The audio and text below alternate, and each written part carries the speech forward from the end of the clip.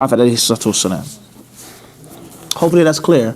And once again, that's in brief the concept of the salah, of witr, of fard. That needs a whole class in which we take it from step one, from the beginning, and walk gradually, ABCs, until we move to the advanced things. Hopefully that's clear, inshallah. We have your permission to go?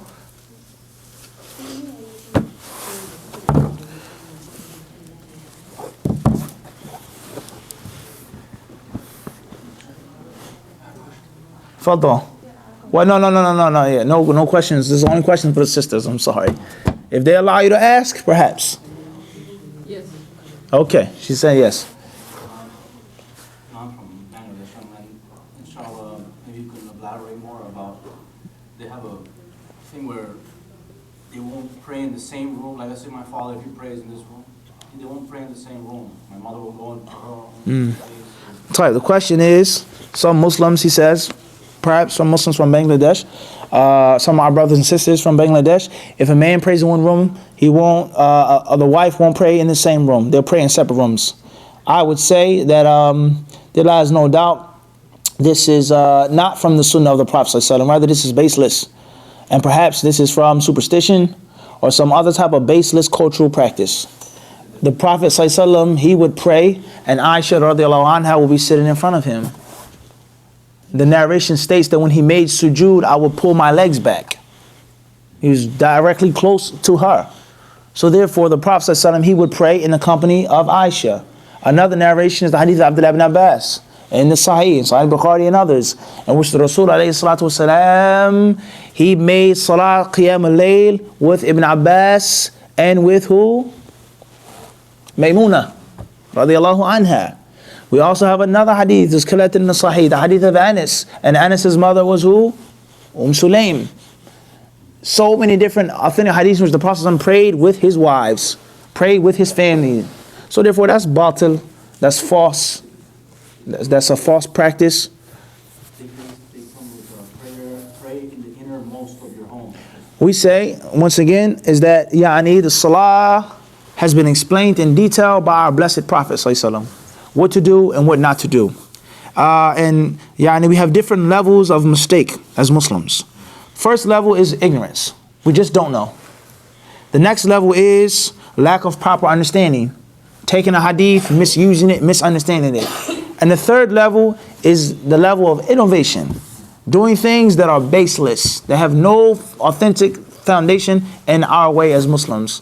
So we say here, from the harms of having ignorance of the sunnah, is that it has to be replaced. And that is because a Muslim is spiritual. And every Muslim who is a Muslim, he wants to go to paradise. Everybody wants to go to Jannah. We want to please Allah ar-Rahman subhanahu wa ta'ala. But how are you going to please ar-Rahman? In other words, if you don't fill the spiritual void with sunnah, then you're going to fill your spiritual cup with what? Other than sunnah. Whether it's ignorance, whether it's innovation, whether it's your culture, and the list goes on. So therefore the Prophet, he prayed with his wife. The women prayed with the Prophet ﷺ in one room. Do we know how small the Prophet's masjid was? It wasn't a big, large, huge masjid as it is today. And he said that the women pray behind us and the men pray up front. That's one room. So we say that's false. That's a misunderstanding. That is, as we say, ra'san ala aqib. That's totally backwards. And I'm sure that there are hundreds of other misconceptions and false practices that many of our family members and friends do. From Bangladesh, from America, from Africa, from Asia, wherever you go, you'll find these cultural misconceptions. And the main cause behind them is lack of proper, sound knowledge of the sunnah. And that's why it's so important for us to continue and to do more of what we're trying to do. Learning, emptying the cup, filling it anew. But it has to be something pure, something authentic that you put into that cup. The cup cannot remain empty, nor can it be half and half. It has to be good tea, authentic blend. Everybody understand this? Organic. Preservatives, this sugar, this color, no good. Everybody understand this? And last but not least, I don't want to hold you too long. I would say is that, let's say perhaps a Muslim says, well, brother, I was born Muslim, So was my mother and father, my grandparents. You're a revert. I'm not a revert. I was born Muslim, but let's say he'll say that. Most people say you're a revert, or your parents are reverts. You don't understand Islam like we do. You learned Arabic. I've been speaking Arabic for years. My parents, they come from this part and from this country and so on and so forth. You don't understand Islam. You just went overseas and learned Islam. Perhaps. Somebody may say this, which many people do. Whether they say it with their tongues or with their actions. They may be afraid to say it or whatever. We know this is the reality. No problem. Why the person may say, why do I have to learn Islam again? Why do I have to empty my cup? And we've been practicing Islam for so long. Is this not the case? Somebody may say this. Why do I have to get rid of the information that I have just because you say so, brother? We say one of the reasons why is because you live in America. If you remained in Bangladesh and you stayed around the people, your family members that practice this type of Islam, it wouldn't be no problem. You go with the traditional practice, the ulama, the mullah that you trust and you respect. But now you've come to America. And what did you do when you came to America? You did what? No. No. I came to America to make money. I came to America to do this. But what happens when you live in America? What's going on right now? Not cultural change. I keep my culture. But what's going on right now? Busy. Huh? Like a very busy life. Very busy life, something else. Very important. So everybody raise, you interact with different cultures, with different types of Muslims. In Bangladesh, I never saw a Muslim except that he was from, let's say, for example, hypothetically speaking, Jamaat Tabligh. Hypothetically speaking. And I was in India, and the only Muslims that I came in encounter with were Sufis. For example, not saying all Muslims in India are Sufis. It's just a hypothetical example. But the moment you come to New Jersey, everyone is not from Bangladesh or India. Everyone is not Jamaat Tabligh. In other words, people are practicing Islam differently. So there has to be something different in Islam. I never even saw nobody pray like that. I never knew that was obligatory. I never even heard of this hadith. I never. I normally don't go to this masjid, but today I was traveling and I stopped and I went to the masjid. And the imam, he gave a khutbah and he talked about something I never heard about and it was interesting.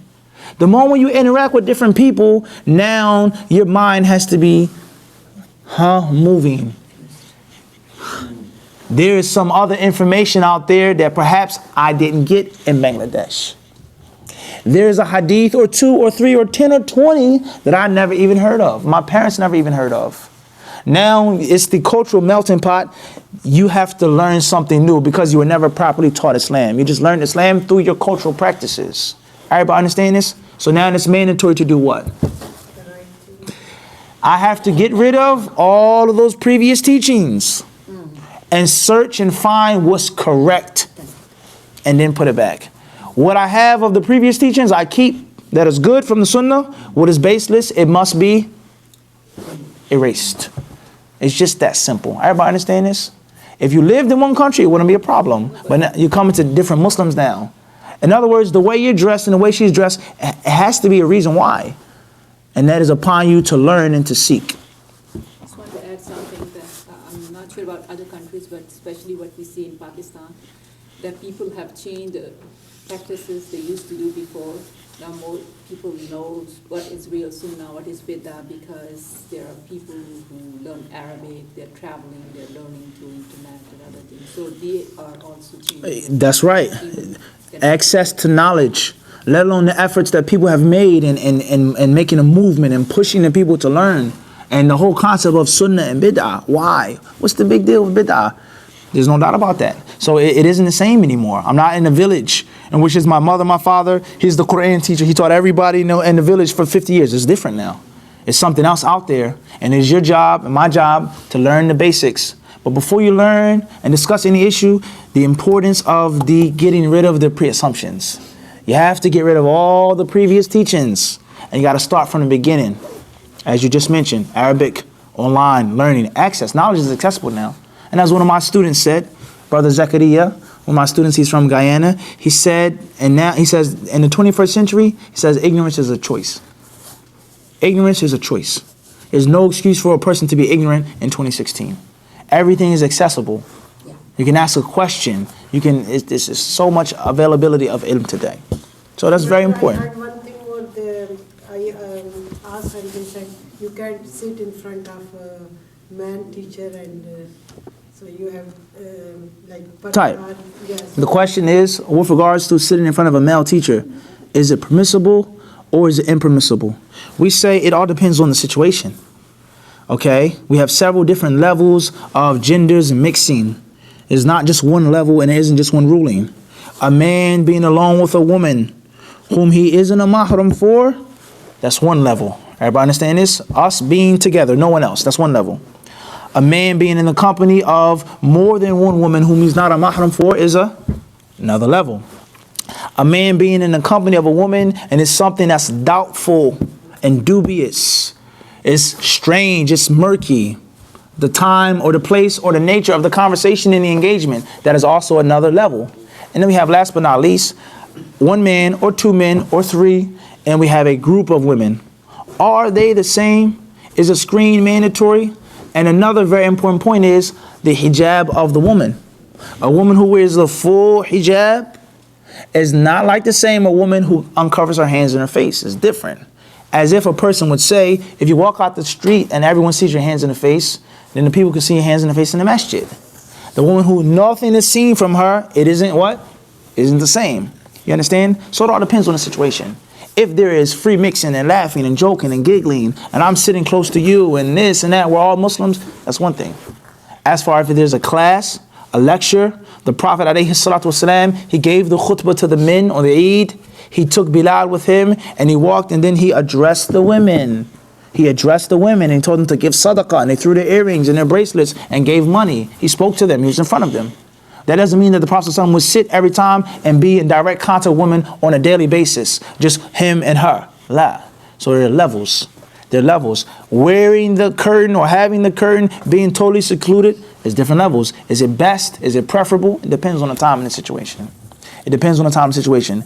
To make an absolute ruling that it's haram for a male to teach women, even if they're in a group, an open place, that's not necessarily accurate.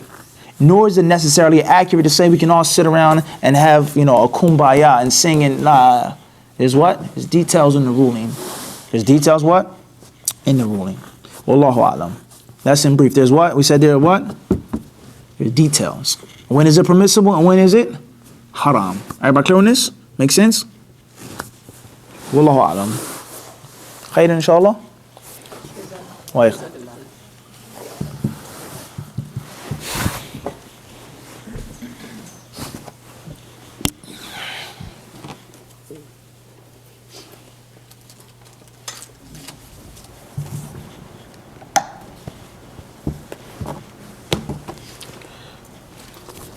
Assalamu alaikum wa rahmatullah.